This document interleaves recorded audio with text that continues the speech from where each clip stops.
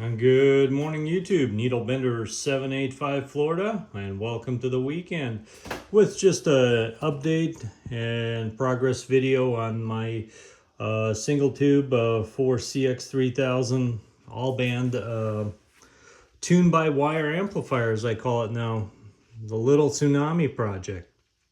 Anyway, let's see what we got going on here. So I got some pretty good progress done this week. Kind of got everything mostly mounted the way it's going to be positioned. All the stepper motor drivers have been wired up. Got belts on these things now. They're all positioned properly. I know in my last video I was operating this one, so I know the system works. Obviously, I'm going to have to retest it and do all kinds of testing once this is all set and done. But this is the only knob that's going to be sticking out through the front.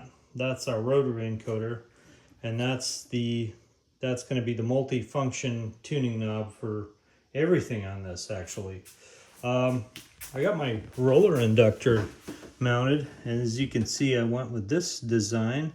That's because the other one was just kind of stupid. Actually, after I measured the potentials on these, that where the RF is actually present or will be present, I realized that this is pretty much the only way you got to mount it.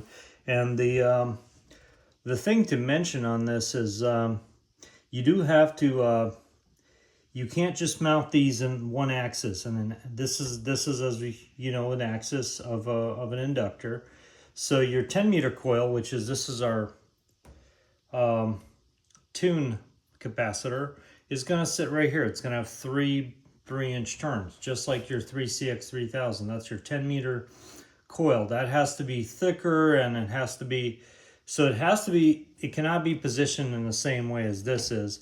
Otherwise, there is some potential of a coupling effect of generating heat on an unused portion, portion of this, because this is all obviously resonant in multiples of 4 or 8 from the 10-meter. So there is a chance that in certain frequency you can send a coupling signal to this coil and have it resonate and create all kinds of heat. And as a buddy of mine said one time, it's gonna catch fire.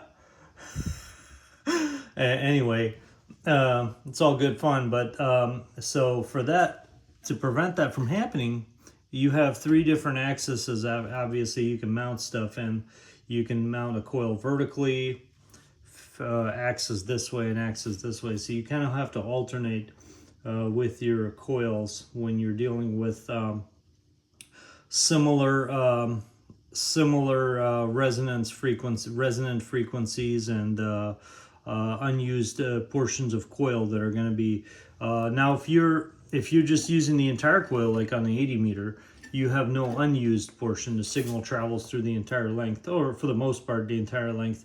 You have no issue there. But let's say you're on a 40-meter and you have another basically 40 meters of coil that's unused, you have a chance of resonance, and that's especially true on a 20-meter. You can literally have a section of coil that would get hot. Now, mounting it this way kind of prevents that from happening and solves that problem. And you can see that in a lot of big ham amplifiers. You'll notice that the 10-meter coil is positioned at a different axis from the main tuning coil. That's also kind of have to be taken into effect with our glitch choke as well as the plate choke. You kind of want to orient them differently and stuff like that, because they do. I have never had the tuning coil get hot, but I have had several chokes melt down at 15 meters. But that was actually more because of something called self-resonance, and I am planning to make a video here in a week or two of actually testing the self-resonance of an inductor and with an NOVNA. So that should be pretty interesting. We're gonna take a couple plate chokes and see what the actual self-resonance is. But with most commercially available plate chokes that that don't have a, let me see if I can find one laying around. Actually, I do. This one. So this one right here is a great choke, and this one I'm planning on using in this amp. It's been modified with a ferrite rod inside. A ferrite rod has been inserted into here to actually throw the frequency off. But this choke works great on all the bands except 15 meters. And it just gets really hot and starts smoking for just no reason. But there is a reason, actually. So the choke has something called self-resonance between the capacitance between the windings and the inductance.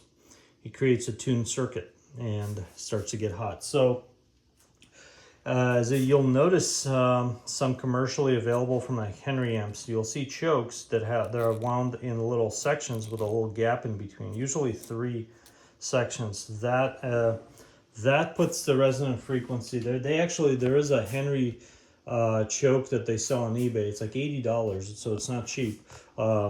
And that choke has a resonant frequency, self-resonant frequency of 10.5 megahertz. So they actually, you know, every choke is going to have a self-resonance. There is no way around it. It's just that you put that self-resonance point on the frequency that nobody uses, where it's not a band. So you're never going to get into that. So anyway, this amplifier is not going to have 15 meters. I just decided that's not something I use or plan on using. So this one will not have that. So we can actually use that choke. But as you can see, my stepper motor over here is actually going to be driving you can see the second pulley from the roller inductor. It's perfectly lined up with through that hole right there. And this, like I mentioned, this is my new favorite material. You can actually mount it just by placing those sliding nuts in there to anything you want. You can mount it with angle brackets. It's like Legos. I mean, it's fantastic. It's super sturdy. And then you mount your stepper motor over here. And once we get a belt, because turns out these belts are too short. These belts are actually 200 millimeter belts that I'm using here, and I need like a 240 millimeter belt for this. So obviously got that ordered, but once I get a belt on here, you loosen these 2 nuts and you slide this up and down. Now this is about a 1/16 of an inch lower than the top lid, so there's no problem there. But this, you have quite a bit of adjustability if you have a longer belt and stuff. So this stuff is really, really easy to work with and stuff like that. So kind of want to talk about the progress on that. This right here is going to be the box where all the components for the digital stuff is going to be, and the actual Pi is going to sit on top of that to provide cooling, and that's going to be right here. Right here, I guess. So, and all the wires, all the digital stuff is going to go to that. That's a 12, well, that's something called a buck converter that takes the 12 volts. That's going to be all of our control voltage here. Is 12 volts in this amplifier, and steps it down to exactly 5 volts, because that's what the Raspberry Pi runs on. And the rest of these are all 12 volt motors. They can actually take up to 24, they can actually run up to 24 volts. They can run anywhere from 5 volts to 24 volts, because these controllers are very versatile. They can take a variety of input voltages. Also, since we are using digital control, we can use these relays for like fans, transformers. I'm not talking about our high voltage transformer stuff, but they can definitely control your Allen Bradleys and stuff like that. So that's going to be that's what I plan on using. And this is an 8 board. I think I have a 4, and there's might not be a need for this, but I definitely will be using a 4 relay board. And this has optocouplers in there. So you see those little black dots underneath the relays. So if there's any kind of catastrophic failure or any kind of I don't know, the relay fails or something like that, these have isolation properties of up to 5,000 volts. Now this is not going to have any high voltage. It's going to have line voltage at the worst, you know, 220 or something like that. But anyway, these opto isolators prevent any kind of voltage spikes from going back to your computer from your Raspberry Pi. So that's that's really good. And the way you control those relays is with this little device. I just wrote the program here. Let me show you what I got going on here. Let's see if we can fire it up. So as you can see, we got 0 volts here, and I spent, I don't know, about an hour last night writing that. It's a little Python program, and there is some stuff out there, but it was kind of a little too a little counterintuitive. So I wanted to make something here. So let's see. Right now it's all command line, so obviously we're going to integrate it into the web control, but you got to start somewhere. So right now we have this on pin 7. So we have a variable called pin 7. Here's pin 7, and wrote a little class method called on to turn the thing on. You can see 0 volts, and now we pushed it on to and then we turn it off. So boom, 5 volts, and then we hit off. So you can control each pin individually, and there are actually 16 pins. So there's 16 pins, so you can technically control 16 relays all independently. And once, like I said, getting the Raspberry Pi to talk to this thing was the kind of took me, I don't know, an hour or two last night, just sitting down and going through the data sheet and writing some code to communicate with it. Once we got it done, once it's in the format as it is right now, we're just using simple commands. That's a piece of cake to integrate it, and it's gonna be tied to switches on the screen and stuff like that. So getting that web interface to work with that code is literally probably 30 minutes to an hour. Just getting it to talk to the device was initially kind of a challenging thing. Had to go through data sheets and read the actual microchip, what kind of commands it's looking for and stuff like that. But once we got that figured out, it was pretty easy. Also, I was going to mention this heatsink.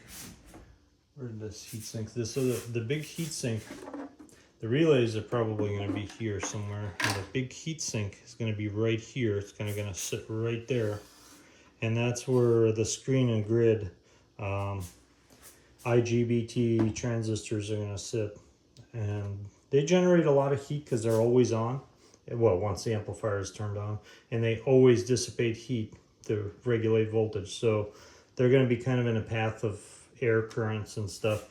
And what I might do is, since we're doing everything, we have this computer that can take all sorts of inputs. I can actually put a little digital sensor to measure the temperature of this, so, and maybe even display it on the screen. That's a couple minutes of working on that. So might even do that. I might have I am planning to have a temperature sensor on the airflow coming out of the tube, so I can monitor that.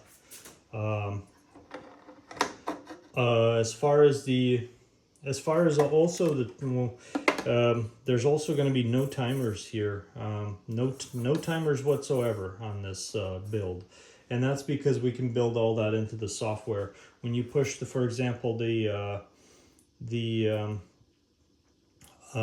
filament turn on button, you still have the two relays, the half power and the full power, but there's no need for the timer. You just write the a little delay function into the code there, and it will send appropriate signals when whatever time interval expires, and you can control all that from the software end of things. No need for no need to have a little timer, additional timer relay taking up space, which space is kind of a constraint. Not that it's a problem, but it is definitely going to be kind of tight in here after we're all set and done with all the equipment here. So yeah, I'm planning once I get the belt going and once I mount all this control infrastructure on here, I will be doing the output tune of this. Probably going to be the most fun video out there, where I'm going to have pre-programmed different bands and the VNA, and we're just going to be hitting recall buttons and going up and down the band and tuning and that, all kinds of stuff like that. So yeah, this is definitely a fun project. It kind of requires it kind of uses all sorts of different skill sets from different from computer coding to basically your CNC stuff, which makes it a lot more fun than just building the same amplifier all over again. And having no knobs on the front actually makes it kind of an easier build. You don't have to drill a million holes and stuff like that. So it's just going to have one knob. And you're going to have, what's going to happen at the end is there's this touchscreen monitor, which is actually made for the Raspberry Pi. It's like an iPad basically, but it's not an iPad. It's a screen with a HDMI output. It's going to sit on the front here, right above this knob. And what you're going to be able to is just use your finger and touch down screen buttons. Select your buttons, tuning, and tune with this. So that's what I got going on now. Just want to give you an update that we are working with this, and it's a long build, so it's going to take a little bit. But anyway, thanks for watching 73s, and we'll see you in the next one. Needlebender 785, Florida, back on the side.